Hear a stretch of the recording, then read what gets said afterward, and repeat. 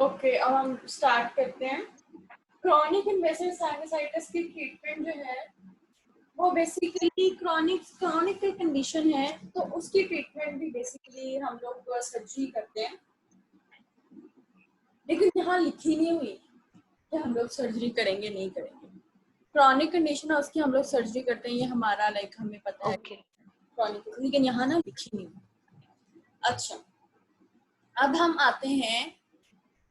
अब आप लोगों ने मुझे कि मैंने बताया था कि ऐसे 2 या 3 बैक्टीरिया हैं जो कि इम्यूनो कॉम्प्रोमाइज्ड पीपल पे बहुत जबरदस्त तरीके से अटैक करते हैं। तो वो कौन से हैं, उनके नाम बताएं। मैंने ना लेक्चर की बिल्कुल वेरी स्टार्ट पे डिस्कस किए थे। बैक्टीरिया, सॉरी, बैक्टीरिया नहीं, फंगस। अच्छा, Mucor, Aspergillus, Rhizopus. Very good, very brilliant, very good. हमारे म्यूकर, एस्परजिलस और राइजोपस। राइजोपस का अगर आपको नाम याद है तो कोई मसला नहीं, लेकिन म्यूकोर और एस्परजिलस का आपने नाम जरूर याद रखना है, ठीक है। फुलमिनेंट किसे कहते हैं? Fulminant fungal sinusitis. फुलमिनेंट कहते हैं a disease that is severe and sudden in onset.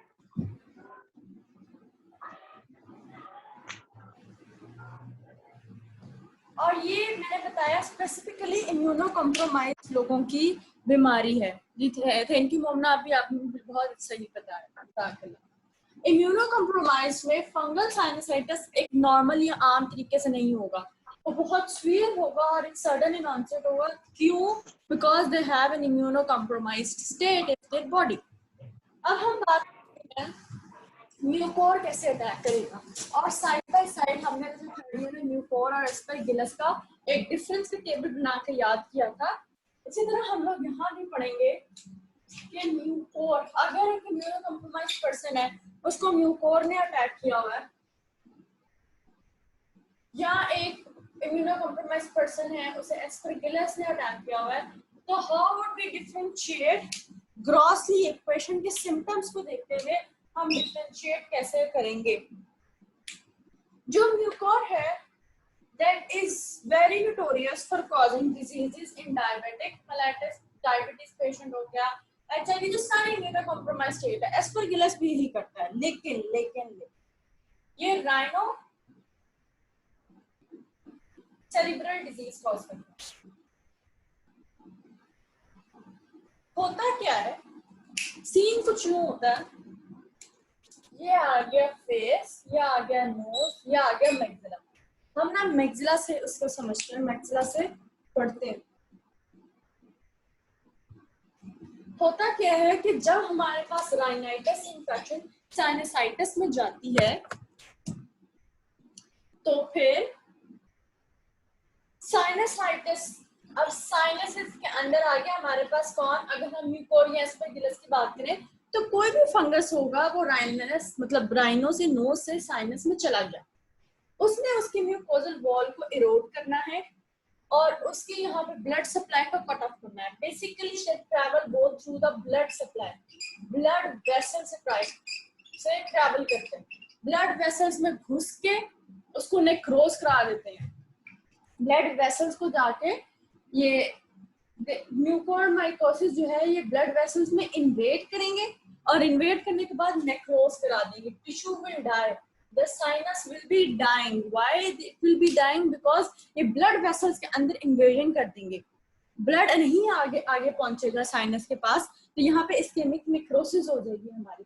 इसके अलावा ये नेक्रोसिस बोन की करेंगे, बोन इरोजन स्टार्ट कर देंगे। हमारे पास ये जो इन्फेक्शन होगी म्यूकोर की, ब्लड के थ्रू, ये ब्लड वेसल्स है, ब्लड के थ्रू ब्रेन को जा रही है या किसी फेस के किसी और पोर्शन को ब्लड के थ्रू ट्रेवल भी कर रहा है, और इसके अलावा बोन को हमारे पास इरोड भी कर रहा है। तो ये बहुत ही डेंजरस इन्फेक्शन है, हमने पढ़ा it is severe and sudden in onset, इसलिए इसे फुलमिनेंट कहते हैं। और ये उन पेशेंट में डायबिटीज मेलिटस HIV उन पे अटैक करता है। म्यूकर जो है it is notorious for rhinocerebral disease. वो नोज से आता है, किसी भी साइनस में जाएगा, कैसे जाएगा, या किसी भी जगह पहुंच रहा है तो वहां की ब्लड वेसल्स को इन्वेड करेगा। ब्लड के थ्रू ये हमारे पास soft palate, face, skull, brain सारी जगह जा रहा है। और ना सिर्फ जा रहा है, वहां पे इस्केमिक नेक्रोसिस भी कॉज करे। जो ब्लैक कलर का मैंने बनाया दैट इज इस्केमिक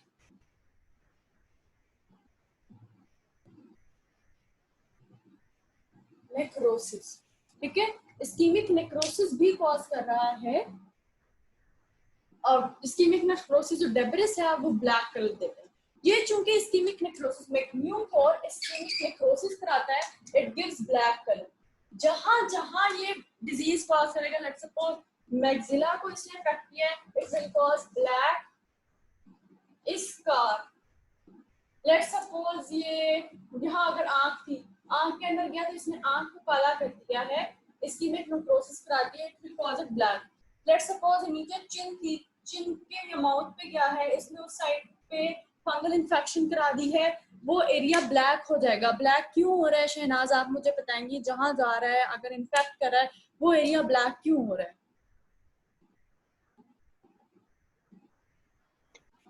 क्योंकि वहाँ ब्लड सप्लाई नहीं पहुंच रही ना, आई थिंक ब्लड नहीं पहुंच रहा, तो इस वजह से ब्लैक हो रहा है। वहाँ इस्केमिक नेक्रोसिस हो रही है, इसलिए वो एरिया ब्लैक हो रहा है। अब ऐसी इन्फेक्शन जो बहुत ही इन्वेसिव है, ब्लड के थ्रू जा रही है, हेमाटोजेनेसिस का स्प्रेड है, इसको ट्रीट करने के लिए हमें ना सिर्फ सर्जरी चाहिए बल्कि हम IV anti fungal amphotericin B भी देंगे। ठीक है, ये बहुत एक क्रॉनिक ही, बहुत ही ये एक फुलमिनेंट कंडीशन है, स्वीयर एंड सडन ऑनसेट। तो उसको ट्रीट करने के लिए will go for surgery, along with surgery will give IV amphotericin B। ठीक है, अब हम लोग बात करें एस्परगिलस की। तो एस्परगिलस में भी सेम तरीके से अटैक करना है। एस्परगिलस में आना है, साइनसिस में जाना है, इन्फेक्शन कॉज करनी है, हाइफे होंगे उसके और ये टिश्यू को इन्वेड करेगा। लेकिन एक बात, ये इस्कीमिक नेक्रोसिस नहीं कराएगा। एस्परगिलस इस्कीमिक नेक्रोसिस नहीं कराएगा, जिसकी वजह से अगर इस्कीमिक नेक्रोसिस नहीं होगी, ब्लैक स्कार नहीं बनेगा। Black scar is only linked with mucor, it has nothing to do with aspergillus. Aspergillus को मैंने शुरू में ही कहा था, हम लोग डिफरेंशिएट करना सीखेंगे। एक पेशेंट है आपके पास सामने, आप उसकी शक्ल देखते हो, हाउ विल यू डिफरेंशिएट कि एस्परगिलस में उस पर अटैक किया कि म्यूकोर ने? अगर तो ब्लैक स्कार्स बने होंगे तो वो साइनसाइटिस, फंगल साइनसाइटिस का म्यूकोर होगा। और अगर ब्लैक स्कार नहीं होंगे तो मोमना बाजी क्या आप बताएं क्या होगा उसका? अगर ब्लैक स्कार नहीं है तो कौन से फंगल इन्फेक्शन से अटैक किया होगा? एक डायबिटिक पेशेंट है, उसे फंगल इन्फेक्शन हुई हुई है और फंगल साइनसाइटिस है और कोई ब्लैक स्कार नहीं है, what is the most probable likely fungal दिमाग? Very good, it will be aspergillus. आप कहोगे ब्लैक स्कार नहीं है तो it is most probably aspergillus. ठीक, चलें अब हम लोग इसके साथ एक क्वेश्चन डिस्कस करते हैं।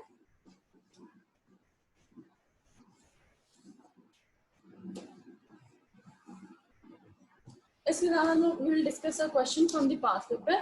तो एक ही क्वेश्चन है पास्ट पेपर में, but it is very important to understand कि उसने बेसिकली हिंट क्या दिया इस पूरे पास्ट पेपर क्वेश्चन में। इस चैप्टर में से क्रॉनिक राइनोसाइनसाइटिस में एलर्जिक फंगल साइनसाइटिस ही पूछा जाता है।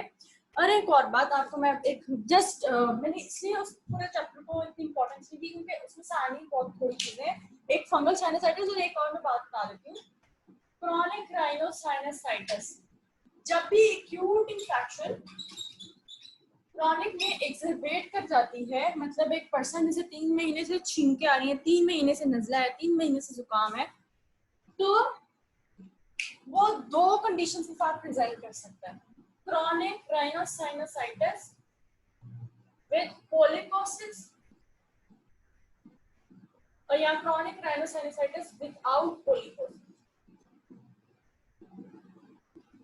पोलिपोसिस क्यों बनेगा? क्योंकि कॉन्स्टेंटली हार्डली स्नीज करने से 3 महीने से वो बेचारा हार्डली स्नीज कर रहा है, उसकी पहले टर्बिनेट्स जो होंगे वो हाइपोट्रोफिक होंगे और उसके बाद लेती वी विल सी यहाँ जो है पॉलिप्स बने होंगे उस पर्सन को, या उस पर्सन को पॉलिप्स बने होंगे या उस पर्सन को पॉलिप्स नहीं बने होंगे। लेकिन क्रॉनिक राइनोसाइनोसाइटिस में आप 2 ही कंडीशन से देखोगे विद हिस्ट्री की उसे 3 महीनों से छींके, नजला, जुकाम, गला खराब है, और उसको जो है अगर आप उसको पोलिप्स देखोगे तो it will be a normal reaction. Even तो अगर आप पोलिप्स नहीं देखते तब भी इट्स अ नॉर्मल रिएक्शन, तब भी कोई जज्बाती होने की जरूरत नहीं है। इट्स अ नॉर्मल रिएक्शन के क्रॉनिक राइनोसाइनोसाइटिस में दोनों तरीके हो सकते हैं। पोलिप्स के साथ भी पर्सन प्रेजेंट कर सकता है, पोलिप्स के बगैर भी पर्सन प्रेजेंट कर सकता है। Is everybody clear? जैसे पोलिप्स के बगैर जैसे सिस्टिक फाइब्रोसिस है उस केसेस में, या कोई भी हमारे पास ऑस्टियोमाइलाइटिस, मतलब ऐसी कंडीशन जिसमें क्रॉनिक हो कंडीशन, उसको राइनोसाइनोसाइटिस को क्रॉनिक हो, सिस्टिक फाइब्रोसिस में, और लॉस ऑफ सिलरी फंक्शन जिसे हम कहते हैं, कोई भी ऐसी बीमारी जिसमें लॉस ऑफ सिलरी फंक्शन होता है, कोई लंग से रिलेटेड यंग सिंड्रोम। जी क्या? नहीं, मैं कह रही थी ciliary dyskinesia. Yes, very good, very brilliant. कोई भी ऐसी बीमारी जिसमें सिलरी डिस्काइनेसिया हो, जो सीलिया मूव ना कर पा रहे हो म्यूकस को, या बहुत ज्यादा उसका म्यूकस की कोट इस तरह की कंडीशन हो, जैसे cystic fibrosis just now I mention, उस तरह की कंडीशन जैसे chronic rhinosinusitis can present with polyposis, can present without polyposis. अब क्वेश्चन गौर से सुनो। A 20 years old male presents with bilateral nasal polyp. Bilateral nasal polyps से आपको एकदम लगेगा क्वेश्चन नेजल पॉलिप्स की तरह, लेकिन अब आपने ये ध्यान में रखना है इट्स विद पॉलिप्स। अब polyps can be linked with chronic rhinosinusitis, it can be linked with ethmoidal polypi. Ethmoidal क्यों बोल रही हूँ? क्योंकि बायलेटरल है, बायलेटरल इथमोइडल पॉलिपी। आगे सुनो, वो कहते हैं विद राइट आई प्रोप्टोसिस। ऐसी कंडीशन आई है बॉडी के अंदर, ये जो सुबह की आंख थी, लेट्स सपोज ये राइट साइड है, ये लेफ्ट साइड है, तो राइट साइड की आंख लेफ्ट साइड की आंख से प्रोट्रूड आउट की हुई है बाहर की तरफ, ठीक है, उसे बायलेटरल नेजल पॉलिपी है। CT scan shows involvement of all sinuses. गौर से सुने, तमाम किस्म के साइनसेस को, frontal sinus, sphenoidal sinus, maxillary sinus, तमाम किस्म के साइनसेस इन्वॉल्व हैं। इतना प्रेशर है, जब सारे साइनसेस इन्वॉल्व हैं तो ऑब्वियसली इर्द गिर्द की स्ट्रक्चर भी प्रेशर पड़ना है। वो कहते हैं कि with pushing lamina papyracea on the right side, जो लैमिना प्रेपरेशिया होती है हमारे पास यहाँ पे आई की बिल्कुल नीचे पतली सी हड्डी होती है, बहुत ही बारीक सी हड्डी, जो इथमॉइड को, ये आंखों के नीचे जो फ्लोर होती है, floor of the medial wall और फ्लोर ऑफ द आईलिड, इस तरह, तो बहुत ही बारीक सी, सबसे बारीक बोन इसे कहते हैं लैमिना प्रेपरेशिया। तो इतना प्रेशर है ट्यूमर का, या इतना प्रेशर है किसी भी ऐसे स्ट्रक्चर का जो प्रेशर दे रहा है, जो बिल्डअप हुआ हुआ प्रेशर, वो आइस लैमिना प्रेपरेशिया को राइट साइड पे पुश कर रहा है। The only thing he gives us to link us to fungal sinusitis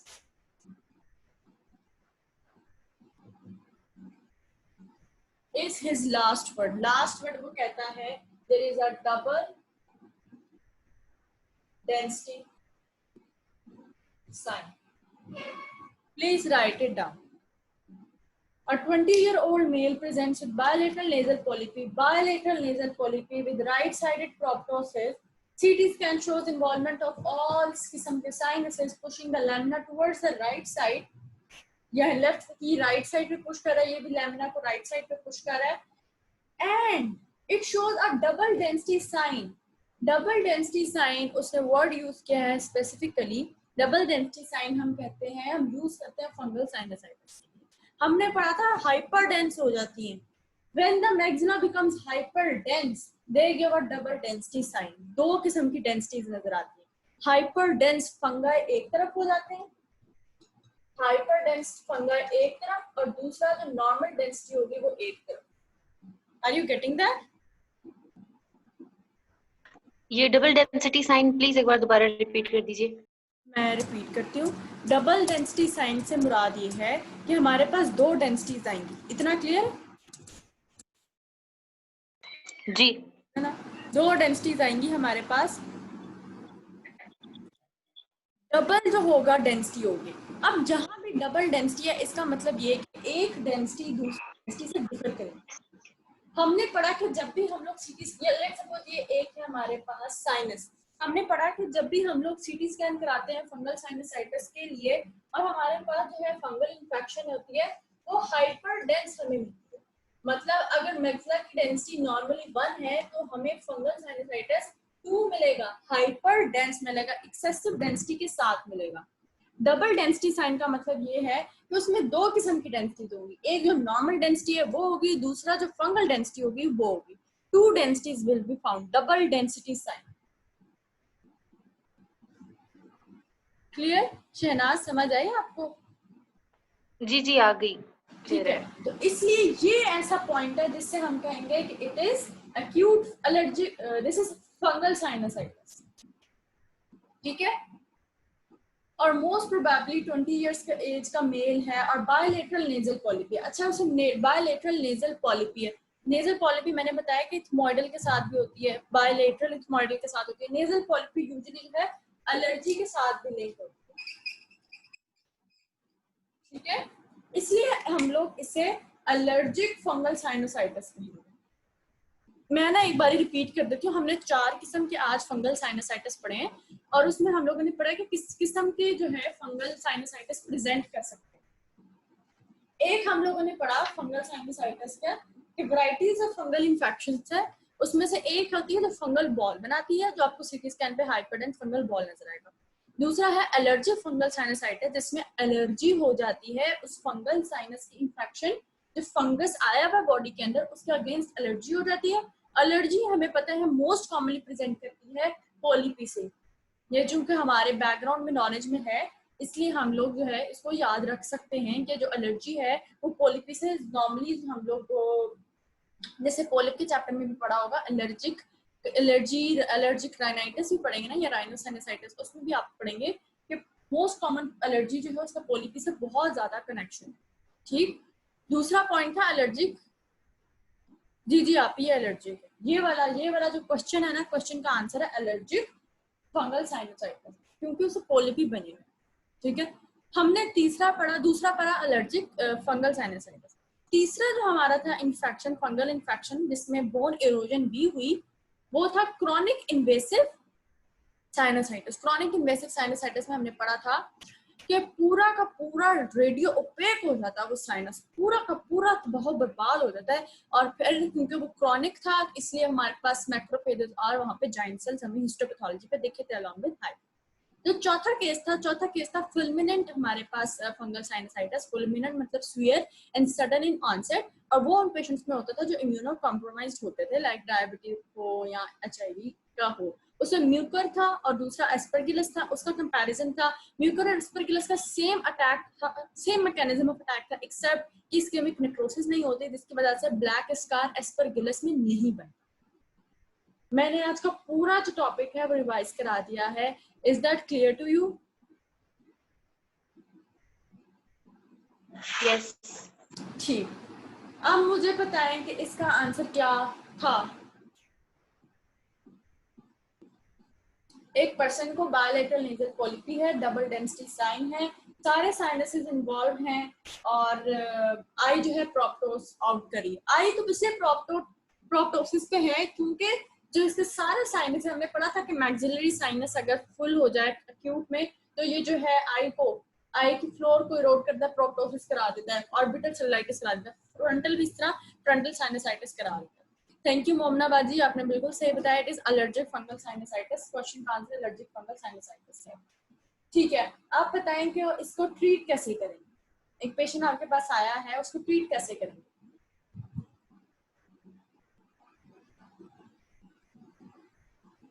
corticosteroids देंगे। वो तो पोस्ट ऑपरेटिवली देंगे ना, पहले सर्जरी नहीं करेंगे?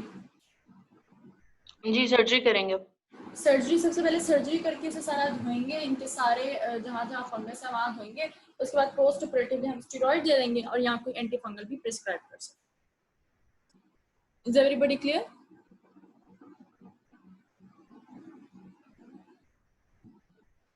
शहनाज आपको समझ आ गया आज का लेक्चर? जी क्लियर है। ठीक है, वैसे आज मैंने आपको एपिस्टेक्सिस का चैप्टर भी कंप्लीट कराना था but it has already taken 40 minutes of ours. तो इंशाल्लाह लजीज कल जो है हम लोग परसों इंशाल्लाह लजीज एपिस्टैक्सिस का चैप्टर हम लोग वो कंप्लीट करेंगे. Thank you so much. और कोई क्वेश्चन आप पूछ सकते हैं इसमें से allergic thank you. Fungal sinusitis वाला टॉपिक ही पढ़. नहीं क्लियर है. चले ठीक है. Thank you everybody. Take care. अल्लाह हाफिज.